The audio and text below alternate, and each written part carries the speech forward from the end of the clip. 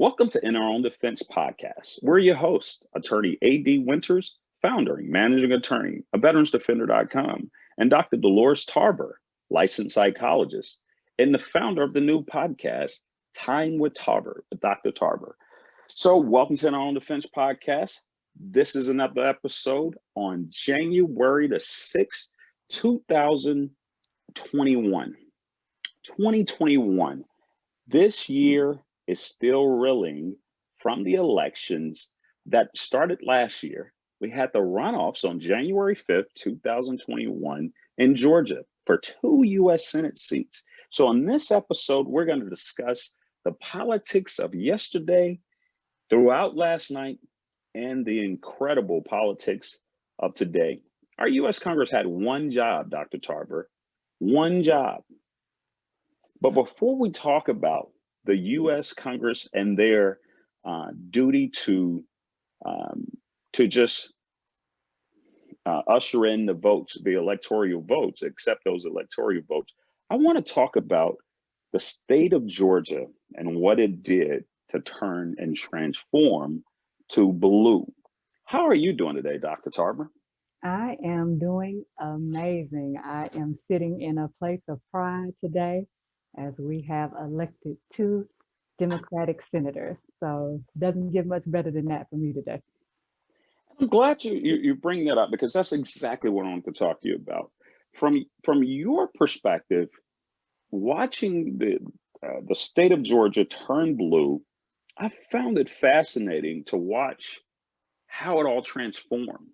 A few years ago, Stacey Abrams, the most qualified candidate for governor, ran for governor and lost by about 50,000 votes. It was extremely close. And it was all sorts of irregularities by the then Secretary of State, who should have recused himself from any decisions and stepped away from the job so he could actually run. Can't run that office that does the election. And to watch her resiliency, what did you think? I posted today, she is the most powerful human being on planet Earth. Why do you agree with that? And what do you believe that she did that made those two U.S. senators now come from to turn the state blue as far as electing a president, and two new U.S. senators, one black and one Jewish? That's really important. So let's talk about Miss Abrams. How do you think she did this? How do you think she transformed the state of Georgia? And how do you think this reverberates for Black women? There definitely were a lot of steps to the process. Sometimes when you are just outstanding in what you do, you make it look easy. But there was a lot of legwork that went into us getting to this point of turning Georgia blue for both this presidential election as well as this runoff for the senator seats. So I think what really resonated with people is that they do feel like Stacey Abrams was robbed in her run for governor. And people felt that. People felt it because it was very personal for them because they got to their poll sites and weren't able to vote. Redistricting occurred, votes were thrown out. And so people were really hurt in that election. When you think you are registered to vote and you go to your polling place and realize that you have been purged and you had no idea. I mean, as a person who knows that our ancestors have fought for our freedom so we could even get to the point where we could vote, like that's a lot of pain and anguish that goes into that. And to know that it was because someone was selfish as they were running, because again, you can't run for governor and be secretary of state, as you said, that your office is responsible for the election. So there, you cannot do that and not have a conflict of interest. And so people were really, really disheartened by how Brian Kemp handled that election. He was not apologetic about it. He did not do anything to address the voter suppression. Stacey Abrams had to actually go to court herself to be able to change those redistricting laws. And I think for her, it became personal. It became personal because she saw us as, hey, this is my family. These are people who are hurt by the fact that they weren't able to participate in something that we have the privilege to be able to do, participate in our democracy. And when that's taken away from you, you talk about stripping people of their rights. That I can't even elect who I want for my governor. And governor of a state is very important, as we have seen during this pandemic. When you don't have good leadership in place, then it really affects the cities in that state. And that has shown. Brian Kemp has not shown up for Georgia. He has not had good leadership during this time. Cities had to kind of fend for themselves and figure out what they were going to put in place, only to then be told by him, you can't have any more strict laws in place than I do. And so it really handicapped our mayors, and our city struggled as a result of that. And so this was very personal for Georgians. We felt slighted, we felt taken advantage of. We know that voter suppression occurred, and to recognize that that is happening and your leadership does nothing about it. So Stacey Abrams did what I think people do when we create our goals for the new year. She created a plan, she created steps, she got her team, she got her accountability partners, and she went to work. So this has been years in the making for this to happen. When you are registering 400, 800,000 people to vote, then you are really on a mission to make sure that everybody's voice is heard. How can you not appreciate that type of leadership? Because she was on the ground. She was doing the work. She was in the community. She was in the churches. She was in the schools. She was showing up when we were having concerts back. I know that feels like a long time ago now. She was showing up at one music fest to register people to vote.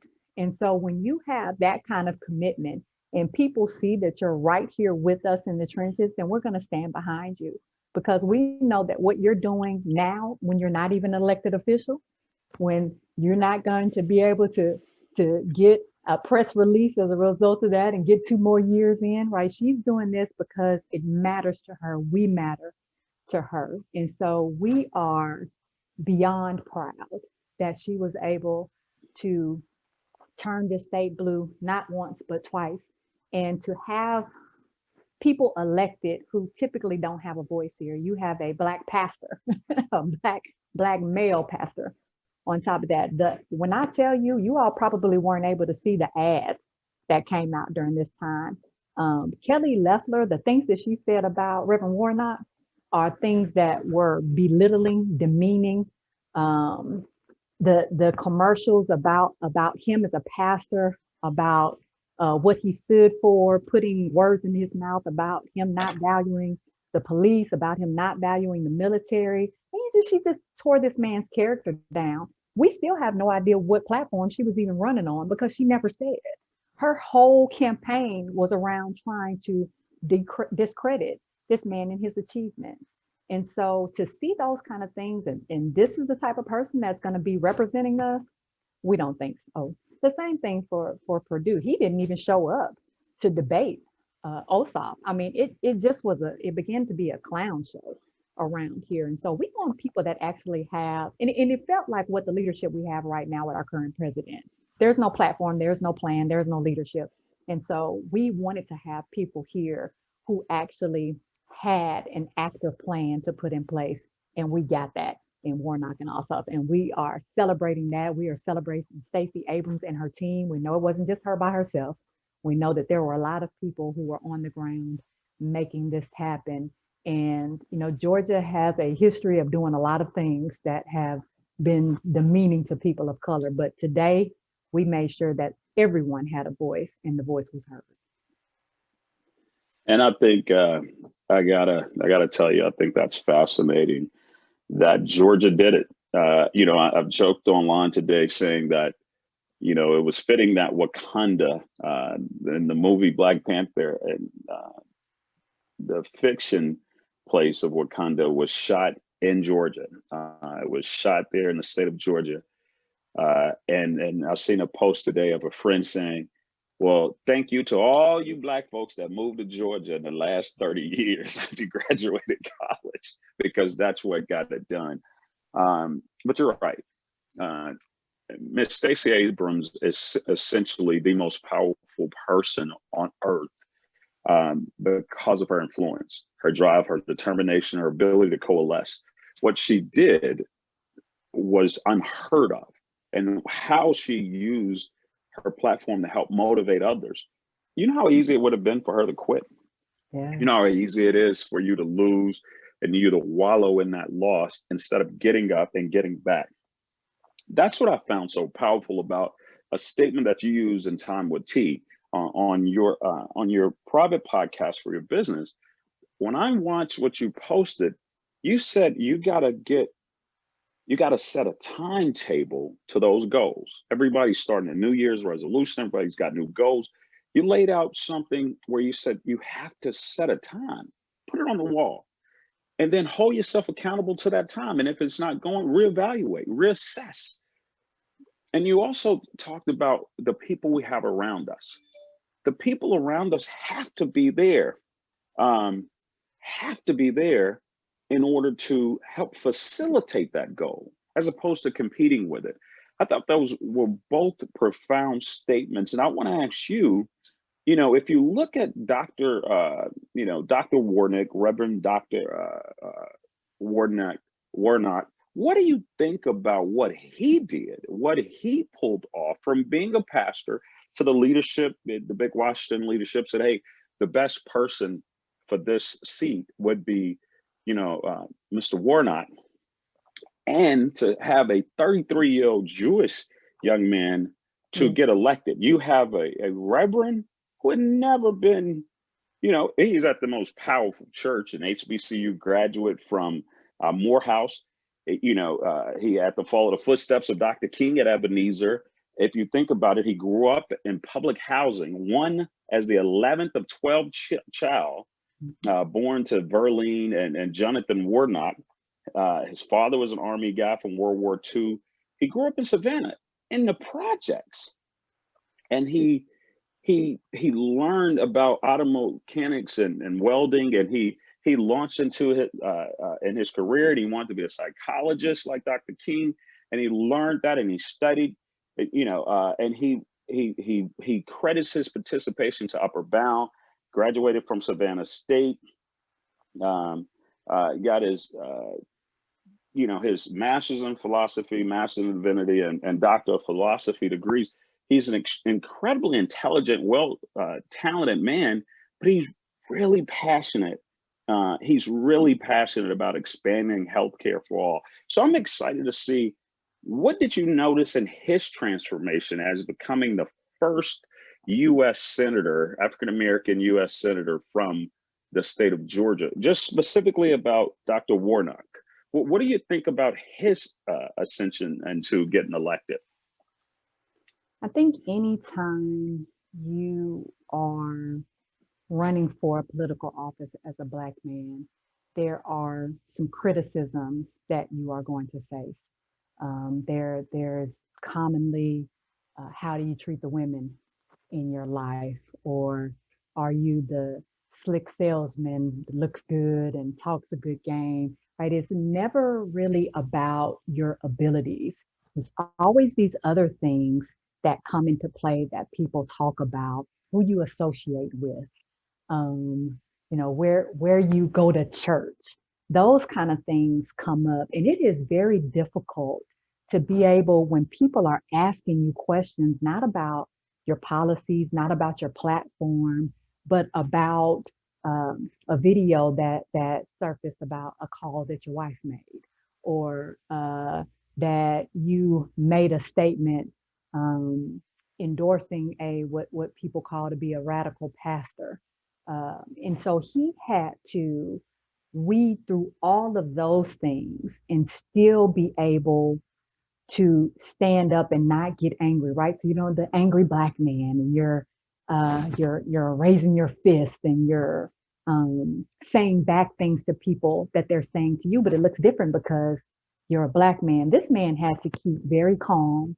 And I know that those kind of things bothered him.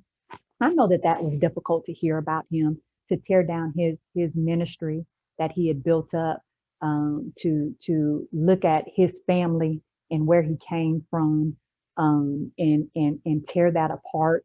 When I tell you the venom that came out in these ads about him during this time, And he had to be, very, very poised and very professional about his responses. In him, I see people being able to find ways to stand up for themselves and be able to remain focused on the goals, but at the same time, having to not be able to really address the things that are hurtful. Like people get angry, like those comments, I'm sure, um, there were probably conversations he had behind closed doors about the things that were being said about him, but he never showed that his grace under fire. And I think about when I see him, he's a very humble man. He's a very articulate man, but he is also a man of the people. And I think what people appreciated about him and why he was a clear victor first is because people were able to see through to the work that he did, because the work that he does stands for itself. And so I think that for a lot of Georgians, Kelly Loeffler, uh, the ongoing joke is that people call her Barbie. No offense to Barbie collectors like myself, but just simply because you have this appearance, this look, but you're not saying anything.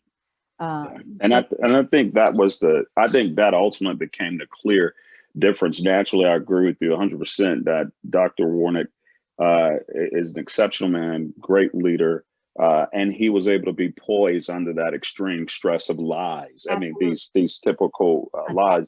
And I watched that same thing as we talk about both of their resiliency with John Ossoff. So when you're watching Thomas John Ossoff, a young man who was, you know, he was a former film producer and then became investigative journalist. And he was nominated for, and then he ran for that special election in Georgia 6th district. And he lost 48.2% to a Republican, 51.8%. And after that, he bounced back. He showed his resilience and he came back and he ran as a 33-year-old running for the United States Senate. There's only 100 of them, only 50 states in the United States, hopefully 51 with DC. And they ran a beautiful campaign together. So what I want to, discuss that age and how to see how strong he was at his young age. But two, I want to talk to you about, I mean, he was born in the 80s. This is the first 80s baby that's going to be a United States Senator. Mm-hmm. He's going to be about 7, 8 years younger than Josh Hawley. We're going to get to his next. But that was pretty profound. So his resilience and his age and how that speaks to us that these 80s babies now can really step in and get ready to be partners with us with leading. And then the final part of that is how they ran a symbiotic campaign together. How do you think that leads into those two opening things that I talked about? Number one, when you speak about setting a timetable to this goal, and then number two, you said make sure that the people around you can be supportive versus a competition. So I found that fitting to discuss these two with before. I know this is going to be quick, but I want to take us to that next subject about the events that transpired throughout the night into today. So, but please, Doc. So I think that's one of the things that people really appreciated about Warnock and Ossoff is that they were working together. There was that collaboration.